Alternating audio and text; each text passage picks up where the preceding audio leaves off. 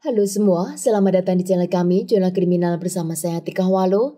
Bagi Anda yang menyukai pembahasan tentang kasus-kasus kriminal, kami sengaja membangun channel ini untuk Anda. Jangan lupa untuk mendukung channel kami dengan cara subscribe, like, komen, dan share ke media sosial yang Anda punya. Pada tanggal 29 September di tahun 2006, di sebuah gereja yang bernama St. Patrick yang ada di kota Glasgow di negara Inggris, seorang detektif menemukan jasad seorang wanita muda disembunyikan di bawah lantai gereja. Penemuan jasad tersebut mengungkap kasus serial killer yang paling mengerikan di negara itu. Seorang pria bernama Peter Tobin, dia lahir pada tanggal 27 Agustus di tahun 1946 di kota Johnstone, Skotlandia. Peter adalah anak bungsu dari 8 bersaudara dan dia adalah anak dari pasangan Marjorie dan Daniel Tobin. Dari kecil orang tuanya memiliki kesulitan untuk mengatur anak tersebut dan sejak Peter berusia 7 tahun, orang tuanya sudah mengirimkan anak itu ke boarding school. Usaha itu tidak membuahkan hasil apapun hingga akhirnya keluarga itu pindah ke Brixton di negara Inggris. Saat Peter remaja, dia menjalin hubungan dengan seorang gadis muda yang bernama Margaret. Akhirnya mereka menikah di tahun 1969 dan tidak lama setelah mereka menikah, sikap Peter berubah menjadi kasar dan agresif. Dan tidak cukup dengan itu, Peter juga terlibat dalam aktivitas kriminal. Setahun kemudian, Peter dipenjara karena tertangkap mencuri dan juga melakukan penipuan. Margaret melayangkan gugatan cerai saat Peter dipenjara dan Peter menikah lagi dengan seorang wanita bernama Sylvia di tahun 1973. Sylvia saat itu berusia 30 tahun dan dia adalah seorang perawat di rumah sakit lokal dan setelah mereka menikah, setahun kemudian Sylvia melahirkan anak pertama Peter yang mereka beri nama Ian. Ketika Ian berusia setahun, Sylvia melahirkan anak perempuan yang mereka beri nama Claire, namun bayi itu meninggal setelah dia lahir. Sylvia dan Peter sangat kehilangan atas kematian bayi tersebut dan saat itu Sylvia mulai menjadi korban perlakuan kejam suaminya. Sylvia tidak kuat dengan perlakuan Peter, akhirnya dia membawa pergi anak laki-lakinya dan meninggalkan Peter begitu saja. Setelah kepergian Sylvia, Peter hidup sendiri hingga dia berusia sekitar 40-an. Saat itu Peter sepertinya sudah siap untuk mencari cinta barunya dan Peter bertemu dengan seorang gadis muda yang bernama Katie Wilson. Katie saat itu masih berusia 16 tahun. Katie adalah gadis yang sangat lugu dan baik hati dan Peter mengajak Katie untuk tinggal bersamanya. Tidak lama setelah itu, Katie melahirkan anak pertamanya dari Peter, yaitu seorang bayi laki-laki yang mereka beri nama Daniel. Setelah melahirkan Daniel, mereka baru menikah di tahun 1989 dan keluarga itu pindah ke Skotlandia. Di Skotlandia, Katie merasakan perubahan Peter yang berusaha mengontrolnya dan kini Peter menjadi sangat kasar dan juga agresif. Katie memberanikan diri membawa anak laki-lakinya pergi dari rumah itu di tahun 1990 dan kepergian Katie adalah alasan untuk aspek terburuk dari karakter pria itu muncul ke permukaan. Peter melepaskan bagian paling mengerikan dari dirinya ke dunia untuk menyebabkan banyak kesedihan. Saat itu Peter bertemu dengan seorang wanita bernama Vicky Hamilton dan Vicky, dia lahir di Skotlandia di tahun 1976. Vicky adalah anak kedua dari pasangan Michael dan Janet Hamilton. Janet sebelum menikah dengan Michael, dia telah memiliki 3 orang anak dari pernikahan sebelumnya, yaitu Sharon, Lee, dan juga Lindsay.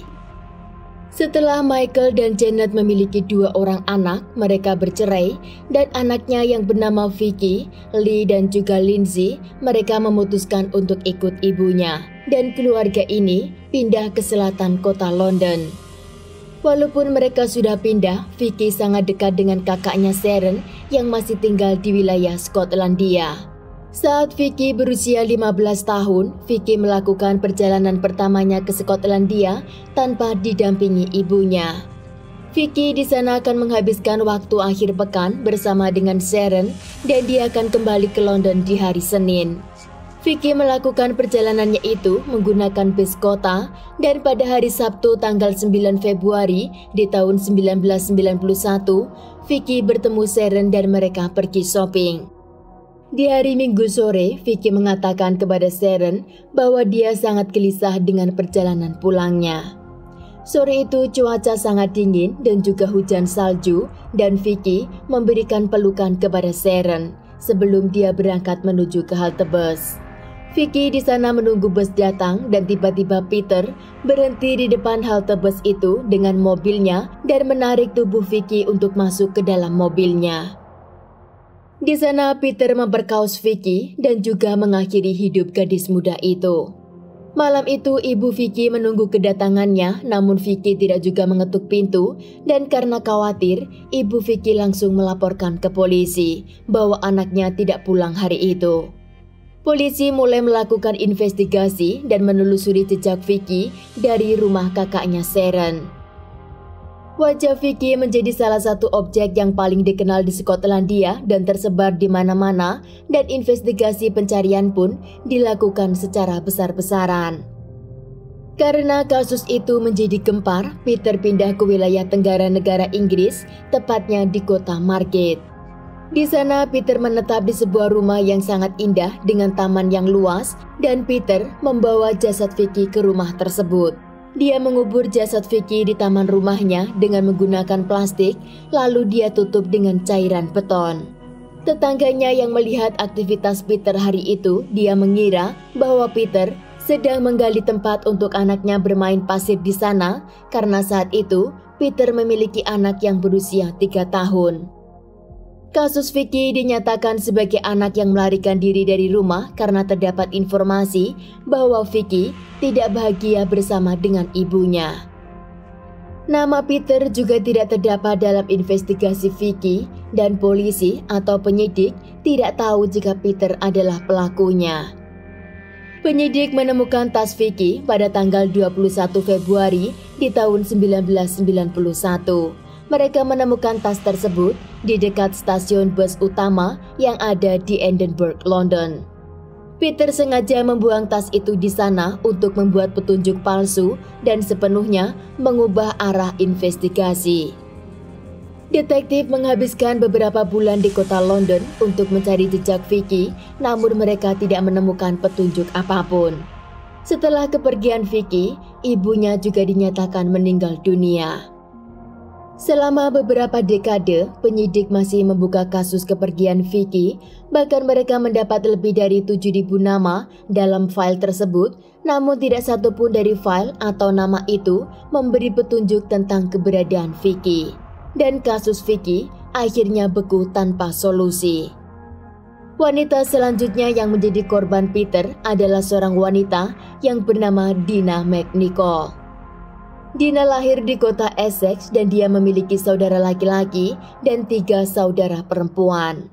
Ayahnya adalah seorang musisi dan ibunya sudah meninggal dunia karena kecelakaan mobil saat Dina berusia 18 tahun.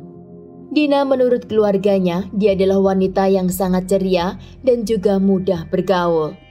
Saat kejadian, Dina baru saja lulus sekolah menengah dan Dina memutuskan untuk mengambil break selama setahun untuk dia melakukan perjalanan sebelum dia masuk kuliah. Suatu hari di akhir pekan di bulan Agustus di tahun 1991, Dina mengunjungi sebuah festival musik yang diadakan di Hampshire.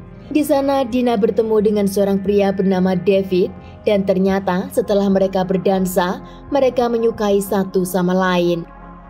Pada hari Minggu tanggal 4 Agustus, mereka tidur di sebuah tenda dan keesokan harinya, mereka berencana akan pulang dengan mencari tumpangan di jalan.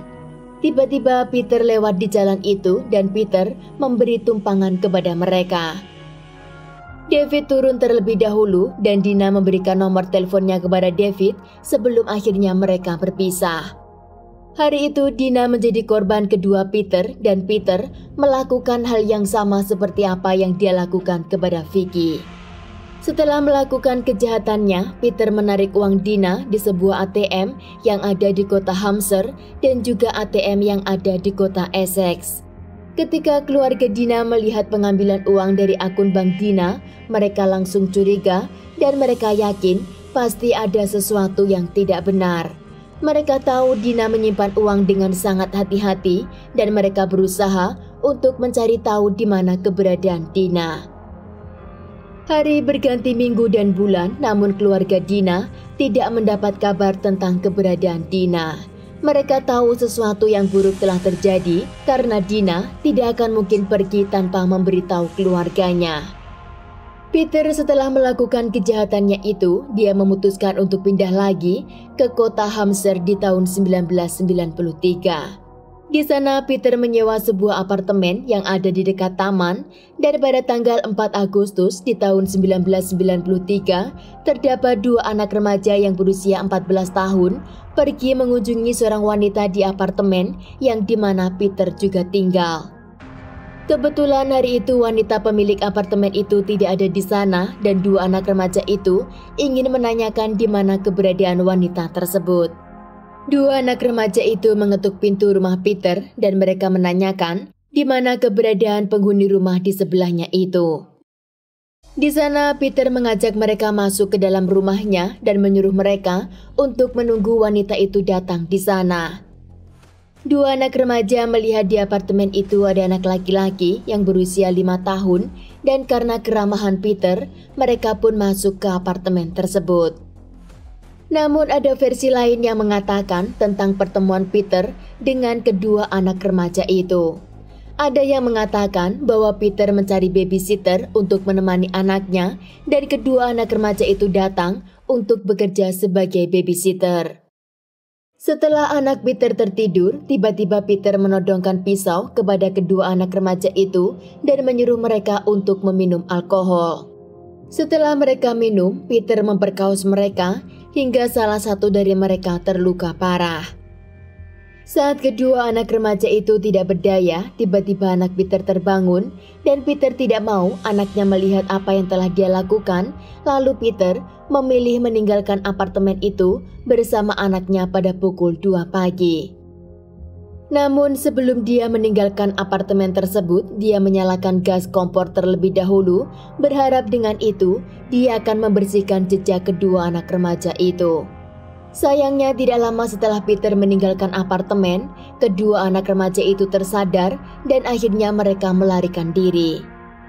Mereka langsung mendatangi kantor polisi untuk melaporkan dan menceritakan apa yang baru saja terjadi.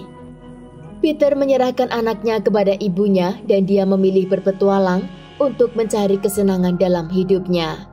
Peter akhirnya bergabung dengan sebuah sekte keagamaan yang disebut Persekutuan Yesus.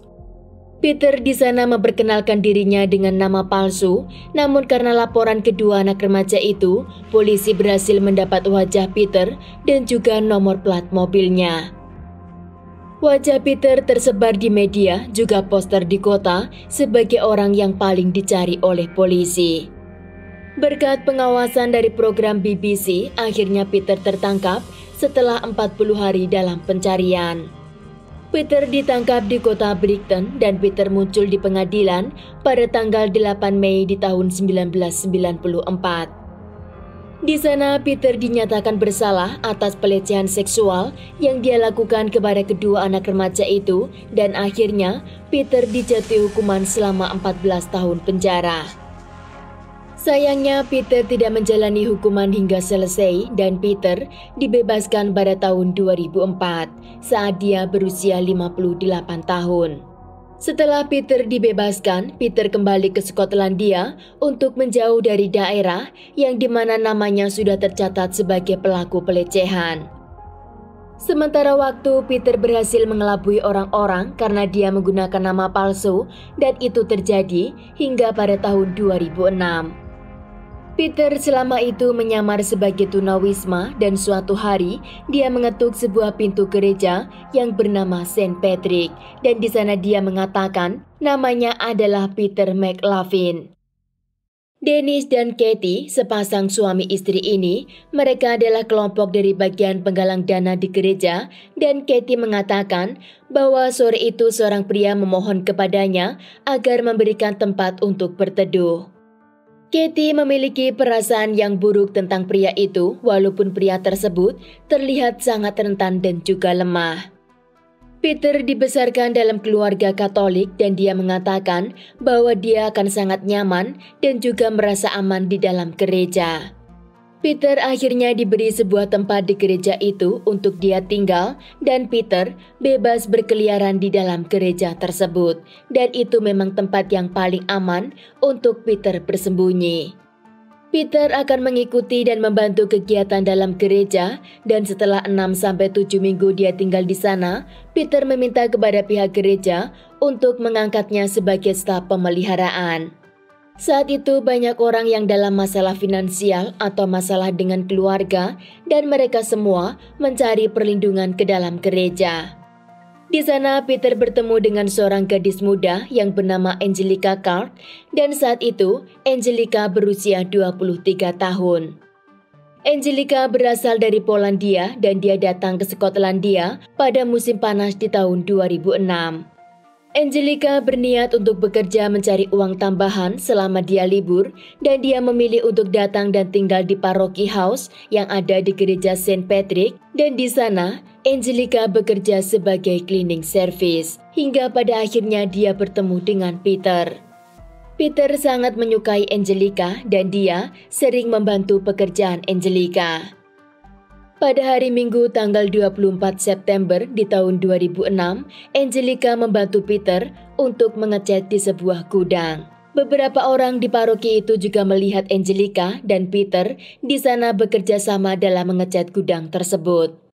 Setelah keadaan sepi dan tinggal mereka berdua, tiba-tiba Peter menyerang Angelica dari belakang. Seorang wanita bernama Leika Brown yang berusia 47 tahun dan suaminya Andrew yang berusia 46 tahun, mereka mendengar suara jeritan seorang wanita dari jendela kamar mereka. Menurut Leika, suara jeritan itu sangat keras namun hanya terdengar satu teriakan saja. Leika berusaha mencari tahu dari mana asal jeritan tersebut, namun dia tidak melihat adanya orang di sekitar area itu. Ternyata saat itu Peter memukul Angelica dari belakang saat Angelica membantunya dan setelah Angelica tidak sadarkan diri, Peter membawa tubuh korban ke belakang gereja. Di sana Peter memperkaos korban dan juga melukai korban dengan menggunakan senjata tajam. Peter menyembunyikan jasad korban di bawah lantai gereja, di mana di sana ada basement di dekat kamar pengakuan. Sebenarnya Angelica masih dalam keadaan hidup, namun karena Peter membungkus jasad itu, maka kematian Angelica dikarenakan dia tidak bisa bernafas. Setelah beberapa jam, orang-orang di paroki mencari keberadaan Angelica karena sore itu dia dinyatakan tidak pulang ke paroki. Karena mereka tidak menemukan Angelica, maka pihak gereja langsung menghubungi pihak kepolisian. Polisi datang untuk melakukan investigasi dan mereka semua mengatakan bahwa mereka melihat Angelica terakhir bersama dengan Peter di gudang. Polisi menanyakan keberadaan Angelica kepada Peter, namun Peter mengatakan bahwa Angelica meninggalkan gudang itu sebelum dia selesai bekerja. Karena tidak mendapat bukti, polisi pun terus mencari keberadaan Angelica di sekitar area gereja. Sementara mereka sibuk mencari keberadaan Angelica, Peter tahu jika cepat atau lambat mereka pasti akan menemukan jasad korban. Maka Peter segera meninggalkan gereja tersebut dan dia langsung pergi ke kota London. Saat itu seorang detektif yang bernama David, dia bergabung dalam menangani kasus Angelica dan setelah dia tahu bahwa Peter telah meninggalkan gereja itu dan di sana juga banyak orang yang mengatakan bahwa Peter adalah orang yang terakhir bersama dengan Angelica, kemungkinan besar mereka tidak akan menemukan Angelica dalam keadaan hidup. Pada tanggal 29 September di tahun 2006, akhirnya mereka menemukan jasad Angelica di lantai di dalam gereja itu. Menurut penyidik, melihat tanda pada korban dan juga kecerdasan pada pelaku, mereka semua pada yakin bahwa pelaku bukan pertama kali itu melakukan kejahatannya. Penyidik menemukan DNA pelaku pada tubuh korban dan setelah DNA itu dimasukkan ke database kriminal, ternyata DNA itu milik Peter Tobin. Penyidik langsung menyebarkan foto Peter Tobin ke media juga televisi dan polisi dari Skotlandia pun juga ikut bergabung untuk mencari keberadaan Peter. Sementara Peter yang berada di kota London, dia mencoba keberuntungannya untuk bersembunyi di tempat yang menurutnya paling aman, yaitu sebuah rumah sakit. Di rumah sakit itu, Peter mengatakan bahwa dia memiliki masalah jantung dan badannya, dan dia juga mengatakan bahwa badannya terasa sangat lemas. Peter di sana menyamar sebagai tukang ledeng yang bernama James dan dia meminta bantuan kepada dokter. Di sana, Peter ditangani oleh seorang dokter yang bernama Nick. Dokter Nick melakukan beberapa check up, namun di saat Peter menjalani tes, perilakunya membuat dokter sangat tidak nyaman. Peter di sana sama sekali tidak mau memandang mata dokter, dan menurut dokter Nick, perlakuan itu sangat tidak normal. Setelah melakukan tes, ternyata hasilnya semua sehat, dan kini dokter semakin curiga. Perawat di sana mengatakan kepada dokter Nick bahwa dia melihat foto Peter lagi dipasang di layar televisi dan mereka langsung menghubungi pihak kepolisian untuk melaporkan keberadaan Peter Tobin. Pada tanggal 30 September, polisi yang bernama Alan mendatangi rumah sakit itu dan di sana dia mengajak Peter untuk ngobrol di sebuah ruangan dan di sana akhirnya Peter tertangkap. Detektif David mengumpulkan semua bukti untuk membawa Peter ke pengadilan dan akhirnya di bulan Maret di tahun 2007, David dibawa ke pengadilan. Di pengadilan, Peter mengatakan bahwa dia tidak pernah melakukan kekerasan dalam seksual, namun apa yang dia lakukan kepada Angelica itu atas dasar suka sama suka. Detektif membawa semua bukti dari tempat kejadian dan 6 minggu kemudian Peter dinyatakan bersalah dan dijatuhi hukuman selama seumur hidup. Di sana Peter akan diberi kesempatan untuk mengajukan pembebasan bersyarat setelah dia menjalani hukuman selama 21 tahun penjara. Detektif David sangat yakin bahwa Peter melakukan kejahatannya itu bukan untuk yang pertama kali. Maka dia menelusuri jejak kehidupan Peter untuk membuka apa yang belum terungkap. Detektif David melakukan pekerjaannya itu secara rahasia dan operasi polisi gabungan itu dikenal sebagai anagram. Dan pekerjaan mereka melibatkan dan menggabungkan kasus orang-orang yang hilang dengan tempat di mana Peter pernah tinggal. Ternyata ada 2 lokasi di mana Peter pernah tinggal, yaitu di kota Bathgate dan di kota Margate. Detektif melakukan penggeledahan di rumah di mana Peter dulu tinggal dan di sana detektif menemukan pisau dengan kain berlumuran cairan merah dia sembunyikan di loteng rumah tersebut. Ternyata di pisau dan kain itu terdapat DNA milik Peter Tobin. Detektif lalu mendatangi rumah Peter di Margate dan di sana penyidik menggali kotak pasir yang ada di taman bagian belakang yang di mana saat itu Peter membuatnya untuk anak laki-lakinya. Di sana penyidik menemukan jasad seorang wanita yang terbungkus plastik dan penyidik kali ini menggali di area sekitar itu dan ternyata mereka menemukan jasad satu lagi. Menurut penyidik bersama jasad kedua terdapat tas milik korban dan ahli forensik mencoba melakukan tes DNA untuk mencari identitas kedua korban dan mereka juga mencoba menentukan kapan mereka terbunuh dan berapa usia kedua korban. Pada tanggal 1 Juni di tahun 2007 ternyata di dalam tas tersebut terdapat DNA Peter Tobin. Dan pada tanggal 14 November di tahun 2007, penyidik menyatakan bahwa salah satu korban itu adalah Vicky Hamilton yang hilang saat dia berusia 15 tahun. Keluarga Vicky menunggu kabar tersebut selama 16 tahun, sedang mayat kedua yang penyidik temukan di tempat itu adalah milik Dina yang berusia 18 tahun saat dia dinyatakan menghilang. Pada tanggal 1 September di tahun 2008, Kejaksaan Kerajaan menghubungi pengacara Peter dan mereka mendakwa Peter sebagai pelaku pembunuhan Vicky. Pada tanggal 2 Desember di tahun 2008, Peter dinyatakan bersalah atas kematian Vicky dan di sana dia dijatuhi hukuman seumur hidup. Sedang di bulan Desember di tahun 2009, itu adalah persidangan untuk kasus kematian Dina. Di sana pengacara Peter tidak menunjukkan bukti pembelaannya dan akhirnya Peter menyatakan bersalah atas kematian Dina juga. Dan Peter untuk yang ketiga kalinya dia dijatuhi hukuman seumur hidup. Pada tanggal 22 November di tahun 2007, Peter diserang oleh teman di penjaranya karena Peter mengatakan dengan sangat bangga bahwa dia telah mengakhiri 11 orang wanita dan jasad mereka dia sembunyikan di tempat yang rahasia. Akhirnya perjalanan hidup Peter berakhir pada tanggal 8 Oktober di tahun 2022 karena dia dinyatakan meninggal di rumah sakit. Sekian kasus hari ini, jangan lupa tinggalkan like dan komen. Jika Anda tidak keberatan, klik tombol subscribe untuk mendukung channel kami. Terima kasih saya ucapkan kepada Anda para subscribers. Sekian, sampai jumpa di kasus berikutnya.